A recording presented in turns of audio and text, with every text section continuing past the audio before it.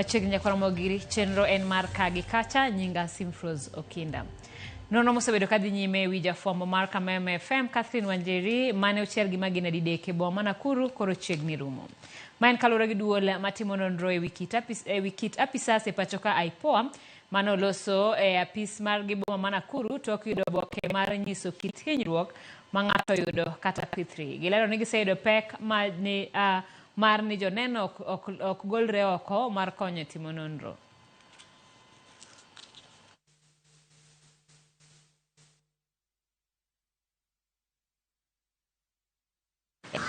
We are finalizing on the investigations of the file.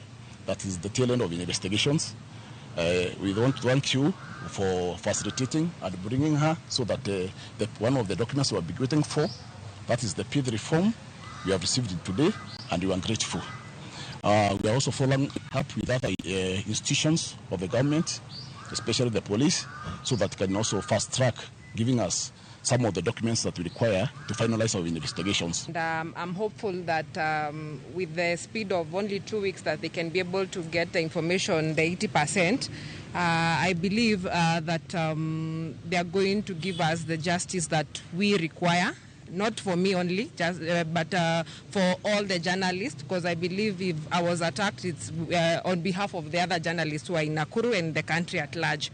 So it's my prayer that they fast track my investigation so that I can get my justice.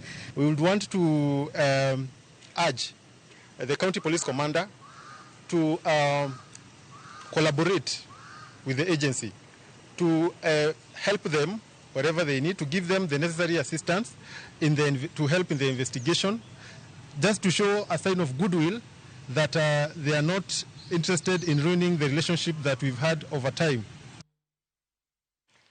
Jatend bura mar National Liberal Party Augustus Muli obwogo ni ginyalo dare riwruok mar Azimio poni okoluokgi ewi bedo jokanyo ya put mowal kana mawala jokanyo mag duol mochung' ne yiero kod kiewo pachoka IEBC.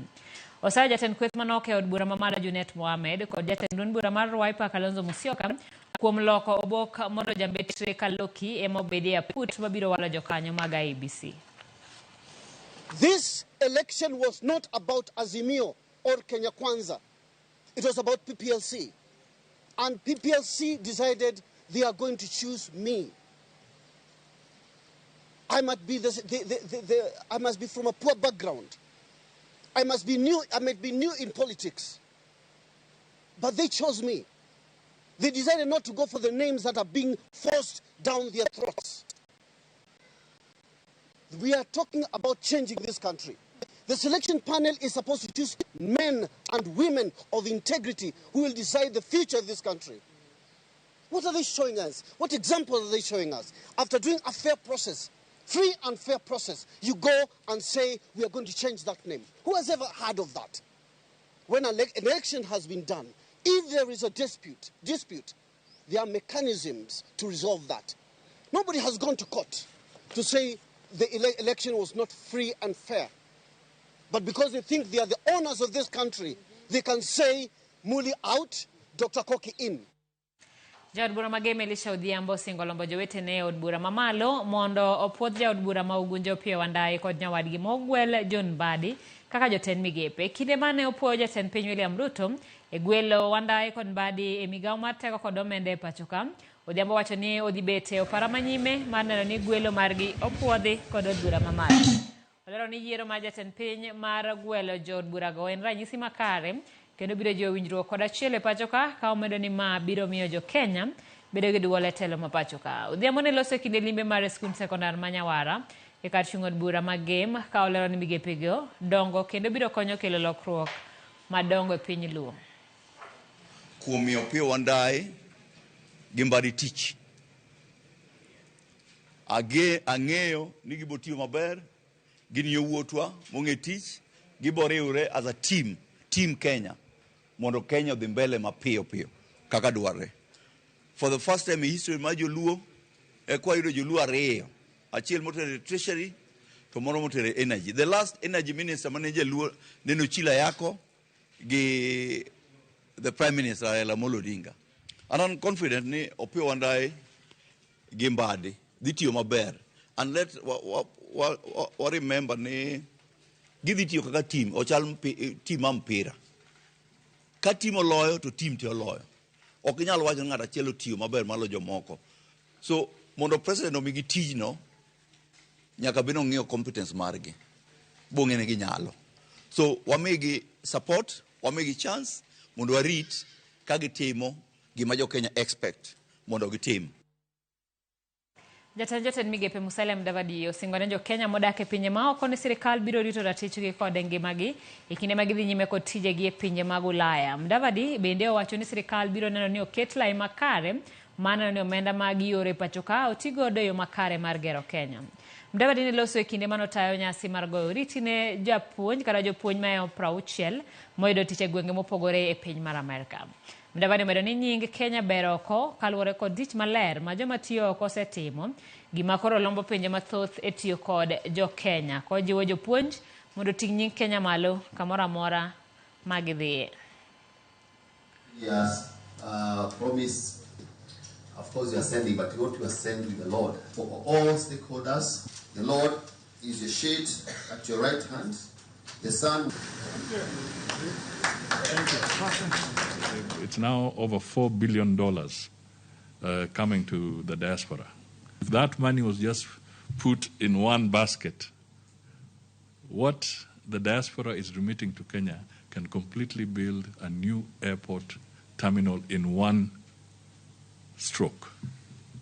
That is the power that the diaspora now has.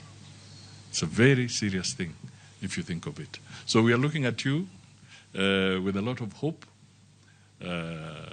that you prosper, because when you prosper, then Kenya also does what? Prospers. So tunawatakia heri, tunataka mupate nafasi nzuri, lay the ground for the others who will come after you. And I want to assure you that the government of Kenya will always be as supportive as it can be. Kwan mar jo Kenya yang ni dhidho nyaka $70 e higa manyien kaluwore kod duol mochung'ne nono kwando oganda e pacho ka NCPD. Jalop Director mar NCPD Jane Wanjari oyango ni jogo maloso chike chenro mag dongruok nyaka koro ng'iyo okenge mamoko mar konyo loso chenro mabiro rwako medruok oganda. Wanjira ne loso Juja e kaunti ma Kiambu keto ayanga oboke mar duol matayo weche kwan oganda kar Wiru owuok achiel kuom bombe madongore e yo mapiyo.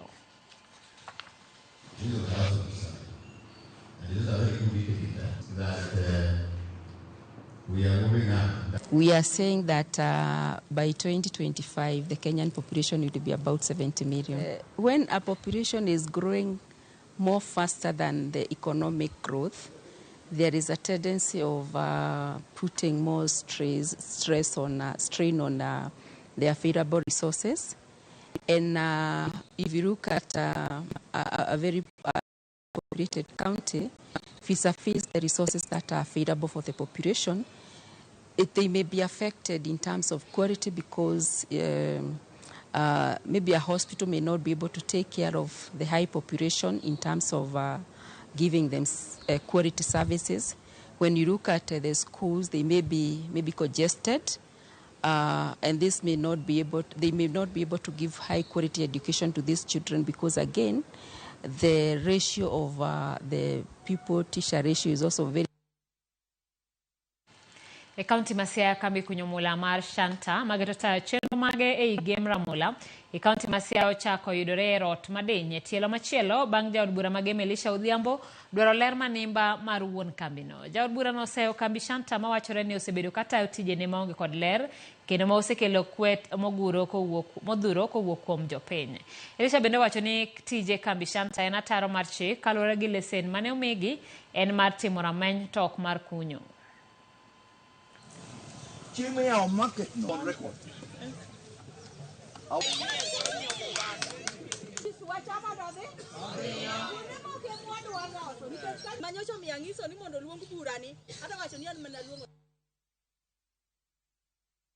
They can't just walk to a school and build a toilet without having a structure, without talking to the leadership of game.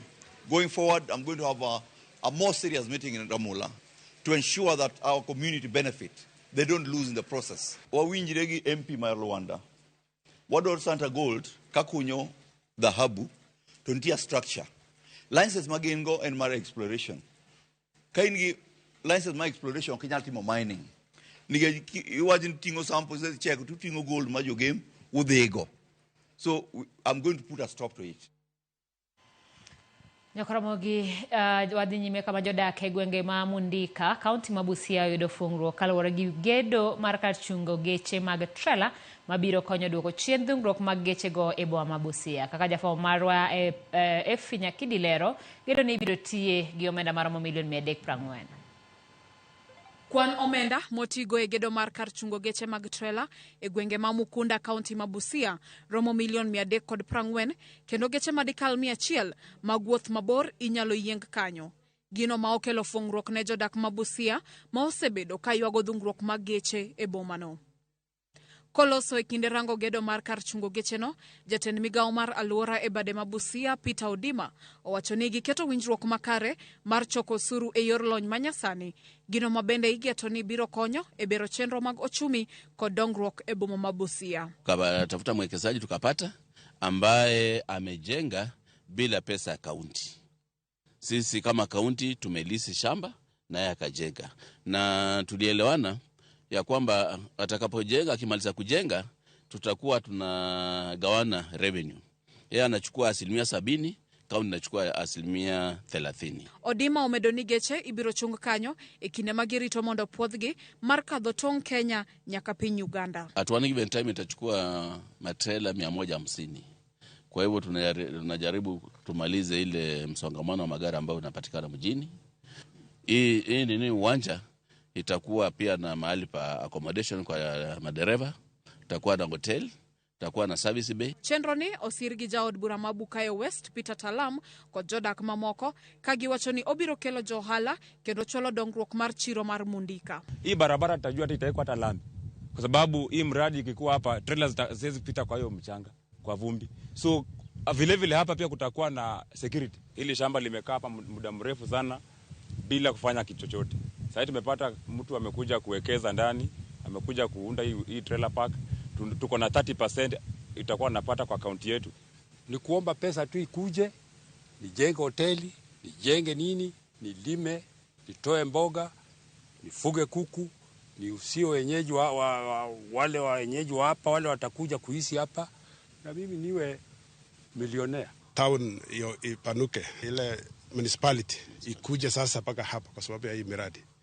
Kwa hivyo hii miradi inaleta municipality fika hapa. Director Matayo Gedono owachoni nyaka sani gedo sechopo atamalo 95 kendo gitemo matek mar tieko kanyo modong kuom thuolo mar jumbe adek. Itawekwa lami this ground ile tunaita AC. We are 95%. E kindego gedo mar apaya maduong' mawuok Kisumu kochimo Busia bende dhi nyime mar kelo yot ne drepe. Efi Nyakidi, Ramogi TV.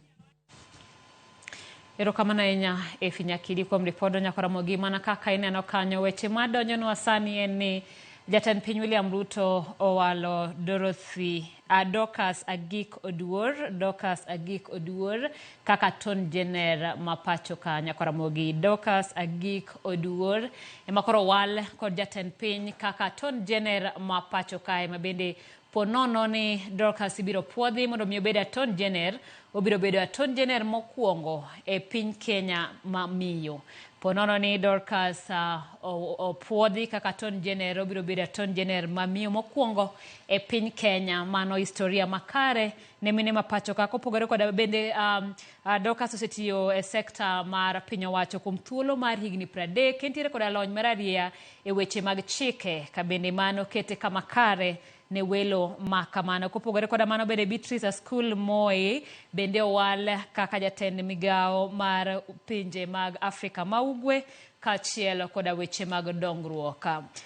Beatrice Askul Moi bende koro owal e migawo mar pinje manitiere Afrika ma Ugwe kachiel kod chenro mag dongruok e gwenge Nyakoromogi. Mago bende weche ma bende wabiro yikonegi e yo makare, kendo biro yudogi kod kuku margi e weche manyien mag ang'ich welo kachiel kod oimore. Koko kamano weche manyien mag kagi kacha rumo gi sani, ka bende Rasvik owacho ni arwake e chenro mar rege odhiambo makawuono. Nyinga Simfros Okinda.